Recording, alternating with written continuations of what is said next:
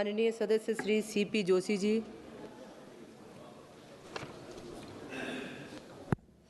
धन्यवाद सभापति महोदय जी।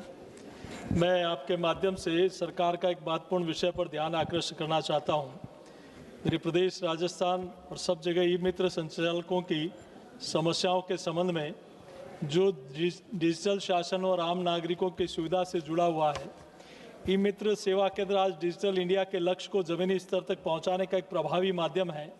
ग्रामीण और शहरी क्षेत्रों में लाखों नागरिकों को सरकारी योजनाओं, प्रमाण पत्रों, बिल भुगतान, पंजीकरण और अनेक ऑनलाइन सुविधाओं का लाभ इन्हीं केंद्रों के माध्यम से प्राप्त होता है। ई-मित्र सरकार और आमजन के बीच एक महत्वपूर्ण सेतु के रूप में काम कर रहे हैं। सीमित संसाधनों के बावजूद वे निरंतर नागरिकों की डिजिटल सेवाओं को जोड़ने का कार्य कर रहे हैं। मैं कुछ व्यवहारिक समस्याएं जो इन संचालकों की है, उनका जो कमीशन है उसको बढ़ाया जाए और संचालकों को किराया, बिजली, इंटरनेट, मशीनों का रखरखाव, अन्य खर्च स्वयं वहन करना पड़ता है।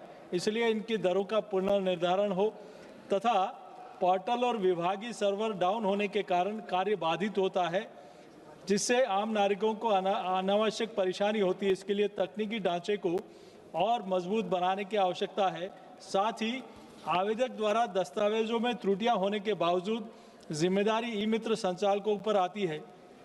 इस संबंध में स्पष्ट दिशा निर्देश और संतुलित व्यवस्था बनाई जानी चाहिए। चौथा, भुगतान कर जाने के बावजूद सेवा पूरी नहीं होने की स्थिति में समयबद्ध रिफंड प्रणाली और प्रभावी शिकायत निवारण तंत्र भी आवश्यक है।